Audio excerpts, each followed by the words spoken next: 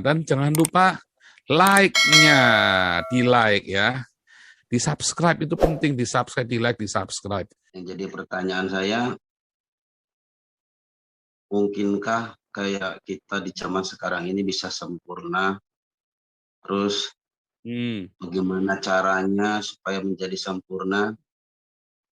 Dan patokannya sempurna itu seperti apa? Bisa. Jadi sempurna itu definisi sempurnanya itu kita harus belajar seperti di Alkitab. Satu-satu kita ikutin. Nah, masalahnya memang kalau kita dengan kekuatan sendiri selalu luput, selalu gagal. Saya mengamati dalam hidup saya ketika saya berusaha dengan kekuatan sendiri itu, akhirnya tadi kayak Aldo tadi, kepahitan. Saya pengen yang baik. Saya udah tolong orang, udah nolong orang, orang yang saya tolong malah ini saya malah fitnah saya sampai saya masuk penjara loh. Dan kejadian hampir sama dengan Aldo, dengan keluarga sendiri. Dan itu orang yang saya tolongin. Lalu kejadian lagi, hamba-hamba Tuhan bikin hati saya kepahitan. Karena saya dengan kekuatan sendiri, bisa nggak ngampuni? Nggak bisa. Wah, saya kutukin itu. Malah ada pendeta yang saya gebukin di bawah mimbarnya dia. Saya hajar habis-habisan dia beneran. Kalau kita dengan kekuatan sendiri selalu gagal. Ketika kita mau naik lagi, baru mau naik lagi, kita tersungkur lagi. Baru naik lagi, kita terpuruk lagi.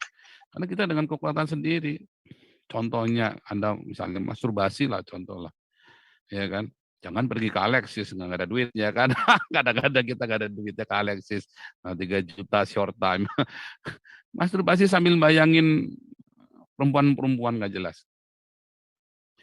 Ya, saya nggak berkata masturbasi itu dosa ya, tetapi ketika Anda bermasturbasi dengan orang perempuan-perempuan dengan gambar-gambar itu, disitulah bagaimana kita melepaskannya.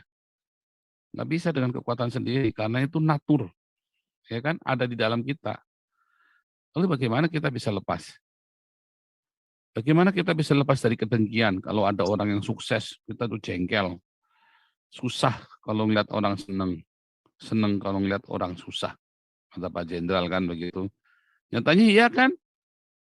Teman-teman di Yaken kita itu, kalau ada yang dapat untung banyak, nggak seneng.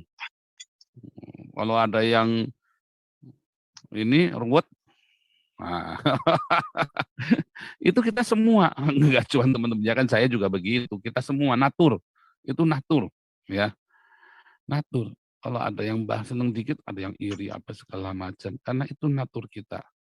Gimana kita tuh bisa sempurna tuh bayangin?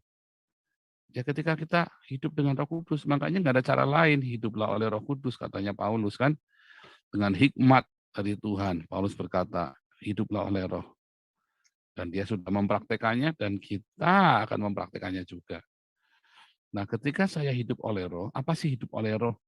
Oh, itu yang sandalawas amblas itu. Oh bukan, itu bukan hidup oleh Roh. Nah itulah hari ini kita temanya tadi.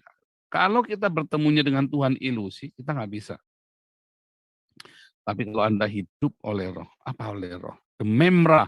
Kalau bilang Roh, orang Yahudi bilang itu dememra. Kalau Anda bilang anak tunggal Allah, anak tunggal Yehova, itulah dememra. Kalau bilang Roh Kudus menyertai, itu dememra. Firman Allah datang, dememra. Nah, itulah sebabnya saya tidak mengajarkan Trinitas, walaupun itu adalah salah satu cara untuk menjelaskan kepada orang-orang pagan dengan sistematis. Tetapi kalau Anda ketemu orang Yahudi cerita dememra, bingung. Cerita Trinitas bingung mereka. Ya, tapi ketika kita bilang dememra, mereka paham sekali. Nah, dememra ini, apa itu firman Tuhan? Jadi apa? Hidup dengan logos, firman Tuhan kita baca setiap hari, jangan dikarang-karang. Nah, masalahnya dikarang-karang, kayak tadi Pak Aldo. Ya, kadang-kadang gurunya juga ngarang-ngarang, pendetanya ngarang-ngarang, yang nggak ada ada. Akhirnya kita kacau. Nah, lalu bagaimana supaya logos ini nyatanya banyak orang yang hafal Alkitab malah jadi ateis juga banyak kok. Banyak ya di Heidelberg itu, di Satya Wacana, yang ada di STT Jakarta, banyak. Mereka baca Alkitab jadi ateis. Karena mereka baca Alkitab buat menjadikan objek penelitian mereka. Dan mereka bingung, mereka tersesat di dalam pemahaman. Bagaimana supaya jangan tersesat dalam pemahaman? Hiduplah selalu di dalam agape, di dalam kasih Kristus. Itu kita selalu berdiakonia, bermarturia, dan hidup dalam kekudusan, jaga hidup kita. Dan nanti logos itu jadi rema. Nah, rema itulah yang jadi iman. Itulah sebabnya, itulah yang namanya hidup oleh roh. Ya, hidup oleh roh. Yesus berkata, kamu sudah bersih oleh firman yang kuberitakan kepadamu. Firman-nya dari Yesus. Kita bersih. Dan akhirnya kita kecenderungan hati kita. Kayak sayang ya. Anak saya tanya bagaimana caranya menjauhkan dari pikiran-pikiran yang kotor dan pikiran-pikiran yang sia-sia. Isi kepala kamu dengan firman, hidup dengan kasih. Sibukkan hidupmu dengan firman dan dengan kasih. Nanti kamu yang najis-najis itu keluar sendiri. Jadi bukannya wah kita mati-matian untuk tidak najis. Kebalik, lakukan apa yang menjadi firman Tuhan dan terus berbuat kasih. Nanti itu hilang sendiri, yang najis-najis itu hilang sendiri. Begitu, dan kita jadi sempurna.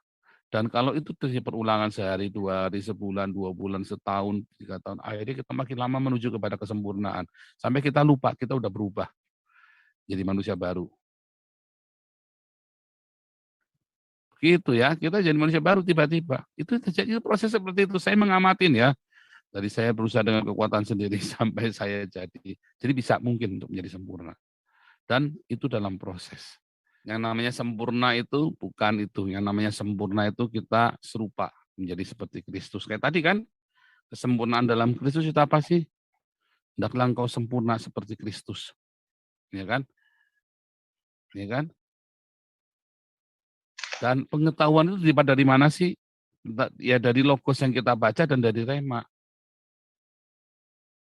Dari logos dan dari rema. Mujizat apa sih? Loh, ketika ada orang 7 hari 7 malam nggak makan, terus tiba-tiba kita datang sama dia kasih nasi bungkus, itu mujizat loh. Jangan muluk-muluk bikin mujizat itu, bikin sederhana saja. Tetanggamu nggak bisa bayar sekolah, tawar kusuk, asa kusuk, kurang berapa sih? Kurang 400.000, 3 tahun nggak bayar sekolah. Wah, ini uang mau buat beli motornya anak kita, kasih dulu deh ya. Terus tanya sama anaknya, boleh nggak nih buat beli sepeda motormu loh ini. Akhirnya anakmu bilang, ya sudah kasih. Anakmu diberkati, kita diberkati, orang itu diberkati, kita jadi mujizat. Lihat ya di kisah para rasul kenapa banyak mujizat. Mereka menjadi mujizat dulu bagi sesamanya. Kita ya, nanti Anda lihat ya, sekarang kita baru gerakan diakonia. Tiap malam, baru 1.000-1.500. Nanti kalau kita sudah masif diakonianya, ya, gesekan selalu ada. Gesekan itu selalu ada. Para rasul pun ada gesekan-gesekan yang tidak puas, apa segala macam. Intinya kerendahan hati. Dan jangan itu tadi, jangan susah kalau ngeliat orang senang kalau ngeliat orang susah. Kalau bisa kita sama-sama senang. Nanti lihat ya, nanti mujizat mulai terjadi. Jangan saya yang bikin mujizat, mungkin seorang Maruli Siregar, seorang Charles, ya, seorang Jimmy Gozali, seorang Owen Fang lagi di jalan ngelihat, aduh, gimana nih, udah deh kita doain aja deh, sembuh.